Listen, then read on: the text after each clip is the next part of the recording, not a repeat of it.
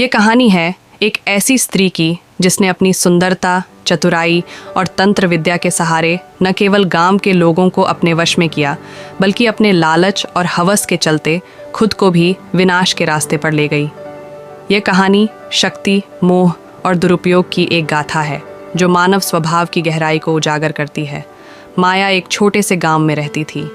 वह बेहद खूबसूरत थी। उसकी काली लहराती जुल्फ़ें, बड़ी बड़ी आँखें और गजब का आत्मविश्वास किसी को भी आकर्षित कर सकता था। लेकिन माया का जीवन खुशहाल नहीं था। उसके पति की एक दुर्घटना में मौत हो चुकी थी और वह कम उम्र में ही विधवा हो गई थी।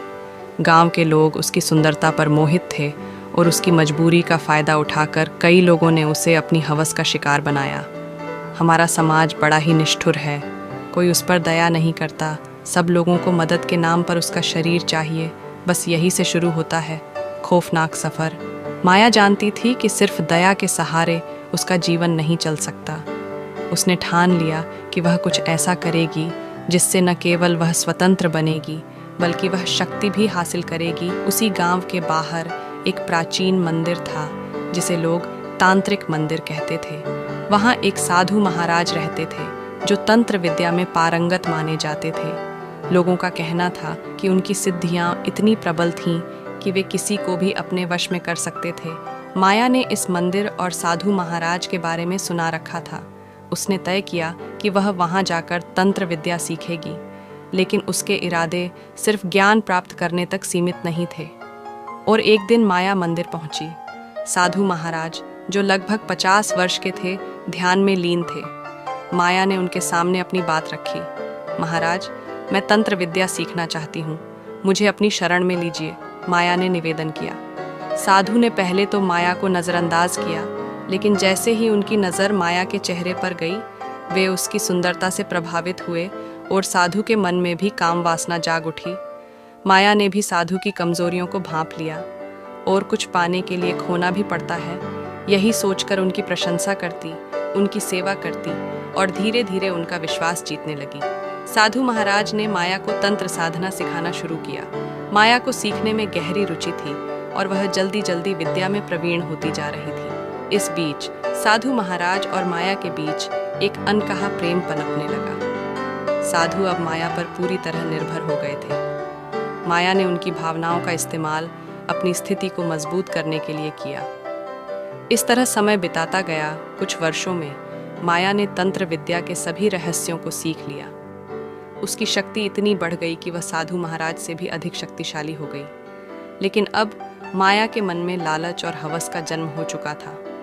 माया ने साधु महाराज को अपने रास्ते से हटाने की योजना बनाई।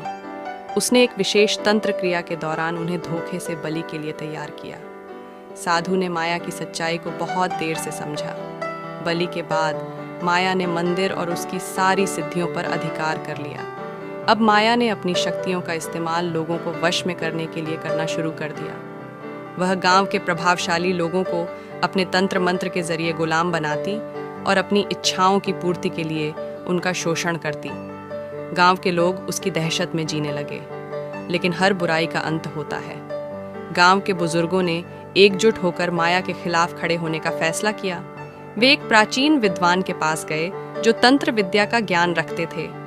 उन्होंने माया की शक्तियों को खत्म करने के लिए एक विशेष अनुष्ठान की योजना बनाई। लेकिन माया को बांधना इतना आसान भी नहीं था।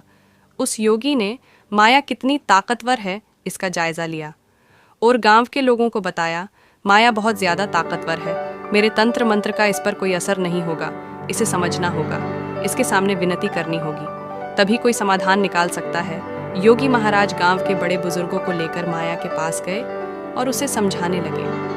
हाथ जोड़कर विनती करने लगे। माया की आंखें गुस्से में लाल थीं, लेकिन उसने देखा योगी जो बड़ा ज्ञानी है उसके सामने हाथ जोड़े खड़ा है।